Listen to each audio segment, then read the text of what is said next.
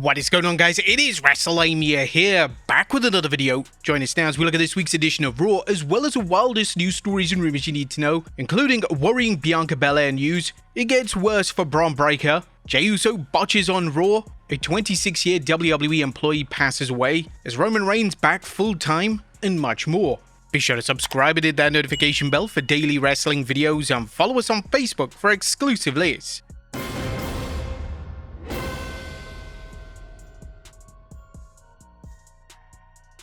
Now, as always, we won't recap the show, but just look at the good, the bad, and the downright ugly. As always, we start off with the good, as number one, AJ Lee is back.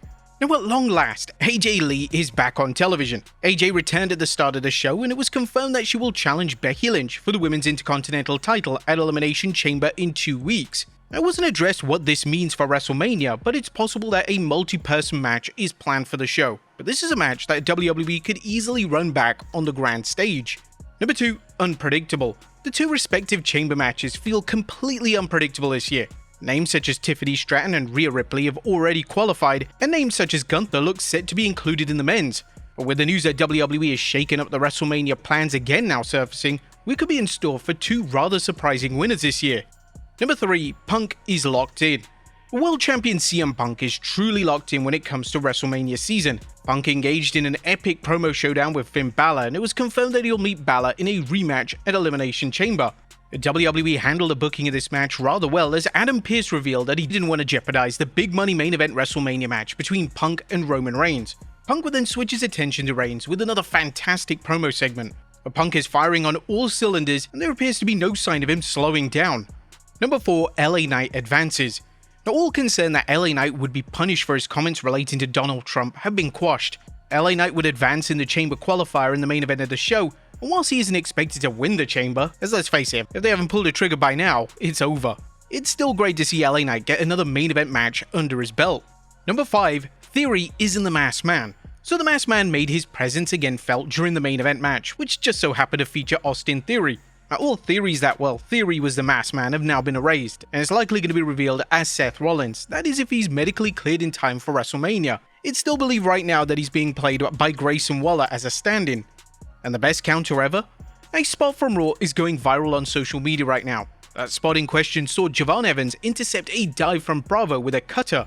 The spot was pulled off incredibly well, and all credit should be offered to both Evans and Tyler Bate, aka Bravo, for making the spot work as well as it did. But that was a good what about the bad, as number 1, focus on the tag titles. Now, after the Usos defended the tag titles against Alpha Academy, it was revealed that Jey Uso was once again coming for the world title via a chamber qualifier.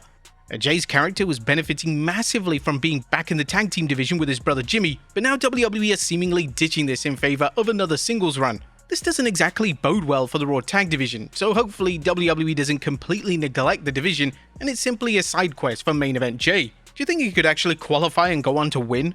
There's nothing downright ugly on this show. We're firmly on the road to WrestleMania 42, and hopefully the Elimination Chamber delivers a stellar show in front of a rabid crowd in Chicago.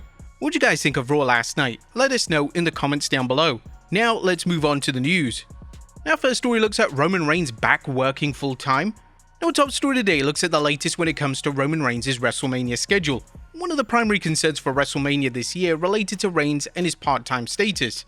There was concern that Reigns wasn't going to be present to build up the WrestleMania match versus CM Punk, but thankfully this doesn't look to be the case. Now, according to official WWE listings, Reigns will work 5 Raw shows between now and WrestleMania. Reigns will be absent for the entire build to Elimination Chamber, and this kinda makes sense, as World Champion CM Punk has his focus on Finn Balor ahead of their match at the PLE. Reigns is set for big shows such as the one in Madison Square Garden, and of course, the prestigious go-home edition of Raw before WrestleMania. WWE are already labeling the match as potentially the greatest WrestleMania main event of all time. Now that Reigns is working a strong majority of the Raws on the road to Mania, there's no reason why it can't be one of the greatest builds WWE have ever delivered. Next up, worrying news regarding Bianca Belair. And we finally have an update when it comes to Bianca Belair, and there's some good news and there's some rather concerning news.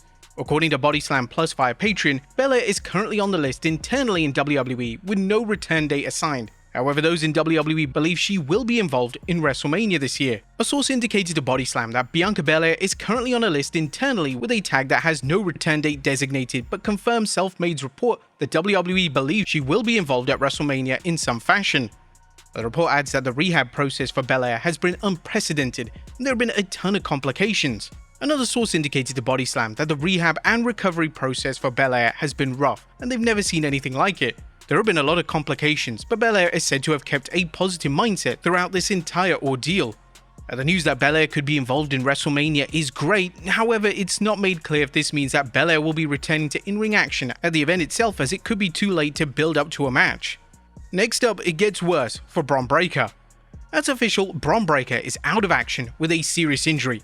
It was reported yesterday that Breakker injured himself flipping an announce table on Raw, yet on Raw last night, it was explained to the audience that Breakker had been injured whilst, well, quote-unquote working out. A PW Insider has now offered some clarity, and according to the reputable outlet, Breakker was already injured heading into last week's Raw. The word making the way around Raw is that Bron Breakker's hernia was an issue that had been ongoing prior to last week's Raw, but the determination was made that surgery was needed after his Raw appearance. In relation to whether or not this injury influenced Breakker's booking in the 2026 Royal Rumble, it doesn't appear to be the case. For the many who have asked, Breakker's booking in the 2026 Royal Rumble was not dictated by any injury or health issues. That was the creative that was decided for him at the event to start his run to WrestleMania, which obviously is now changed due to the surgery being needed. However, what's made it now worse is Dave Meltzer's report on the Wrestling Observer Radio. In the most recent episode, Meltzer noted that there's no timetable for Bron Breakker to return, and outlined that it could be between 12 weeks to 6 months, with a 2-month recovery. This could very well mean that Breakker could miss WrestleMania this year and his match with Seth Rollins could be up in the air. It'll be interesting to see what direction WWE takes WrestleMania now, as Breakker was initially set to face Seth Rollins in a singles match, but if he isn't cleared in the next 8 weeks, these plans will definitely have to change. Again, we want to wish Bron Breakker a speedy recovery. Next up, Stone Cold at WrestleMania. Last night on Raw, it was announced that WWE Hall of Famer Stone Cold Steve Austin would feature at the WWE World over WrestleMania 42 weekend. Naturally, this has now led to speculation that Austin is going to appear on the show in some capacity. Austin is already there in Las Vegas for his WWE World commitments, so it would make all the sense in the world for the Texas Rattlesnake to make a cameo. Now, unfortunately, it doesn't appear that Austin will wrestle on the show, that's unless he has an impromptu match, which isn't something that Austin would likely agree to. Next up, a 26-year WWE employee passes away. Last night's Raw was officially dedicated to Jim Shank. Shank was a longtime WWE employee who passed away last Friday after a battle with cancer. At the end of Raw, a graphic was placed on screen dedicating the episode to Shank, and according to PW Insider, Shank had been with WWE for over 26 years. As we noted earlier today, Shank had been with the company for over 26 years, following a battle over the last several years with colorectal cancer. Shank's passed away this past Friday. He started with WWE back in November 1999, and was most recently held a position of Technical Operations Manager.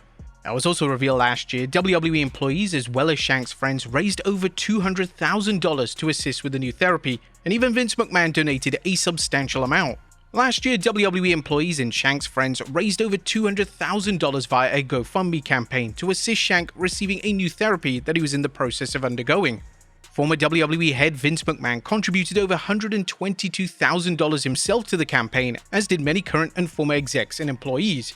A number of WWE talent like Rusev would make mention of the passing on X, even including Raw General Manager Adam Pearce, who mentioned, "Godspeed Jim Shank. WWE has many unsung heroes, incredible men and women that perhaps aren't seen on screen, yet truly make everything we do shine. Jim is unquestionably one of those, and has been a respected member of our family for years.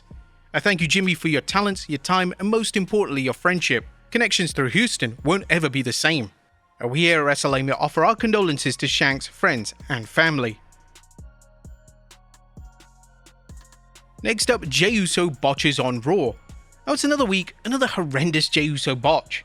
During the Usos tag title defense against the Alpha Academy on Raw, Jey Uso would attempt a super kick on Otis, but he completely missed the kick. It looked incredibly awkward, and fans on social media were quick to call out Jey for yet another botch. Sometimes when it's obvious that the kick hasn't connected, wrestlers really shouldn't sell, just makes it look worse. Next up, a new WrestleMania match revealed.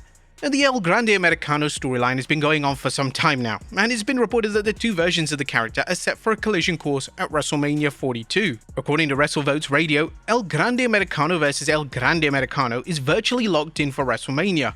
WWE sees the money here. This is making the Mania card. It's a surefire WrestleMania match. It makes the WrestleMania card either way. The consensus on social media is that WWE really needs to move on from this storyline, so hopefully they wrap things up at WrestleMania and both men go in a different direction. Next up, Triple H was furious with CM Punk. And we now know some information why the planned CM Punk vs Kevin Nash match was scrapped in 2011. According to Nash on his podcast this week, Punk went off script in a promo segment where he mentioned Stephanie McMahon, and this influenced the game to change the planned match and insist on defeating Punk. When I was supposed to wrestle CM Punk after I cost him the belt, he said something that pissed off Paul about something with him and Stephanie, and it wasn't on script, and I pissed Paul off. Paul came back and basically said, "You're not wrestling Punk, I am. I'm beating that MFer." Now, whilst there was definitely issues between the two in the past, Nash added that the two are now on great terms and Triple H cares deeply for Punk. I know how much Paul cares for him now, and what it took to bring him back. Our relationship is real. Punk is one of Triple H's #1 guys, and it's evident that the two have a thriving relationship. Next up, where is this new WWE star? Now, a lot of fans have been wondering where on earth Royce Keys is. He's debuted at the Royal Rumble and has now seemingly fallen off the face of the earth. However, it does appear that Keys is planned for SmackDown on Friday, as WrestleVotes Radio reported. I was surprised we didn't see him last Friday. From what I saw, he was not on any of the sheets at all. He was not included there. We'll see him this Friday night from Dallas, Texas. Keys has been heavily rumored to commence a program with Damian Priest, but it remains unclear if he will be presented as a heel or a babyface. And finally, the Elimination Chamber card is set. Our final story today looks ahead to the 2026 Elimination Chamber PLE, as we now know the full card. We of course have the two respective chamber matches where the winners will receive a world title match at WrestleMania, and joining the card we now have AJ Lee vs Becky Lynch for the Women's IC Championship. This will mark AJ's first singles match in over a decade, and this is a match that was widely believed to take place on the WrestleMania match card. And whilst we're on that point, according to the Wrestling Observer Radio, AJ Lee vs Becky Lynch is still also planned for WrestleMania, despite it being set for Elimination Chamber. I was expecting this match at Mania, but I was told that there's a reason it's here and the story goes until Mania. I go, wow, I thought this was going to be at Mania. And it's like, don't worry, it all plays out to get there. Elsewhere on the card, we have Finn Balor challenging CM Punk for the world title. This puts the card at 4 matches, and due to the chamber matches usually running over 30 minutes, it's unlikely that any additional matches are added to the final card. But there you have it folks, our look at Raw, as well as the wildest news stories and rumors you need to know. Be sure to leave your comments down below, and I'll see you next time with some more wrestling content.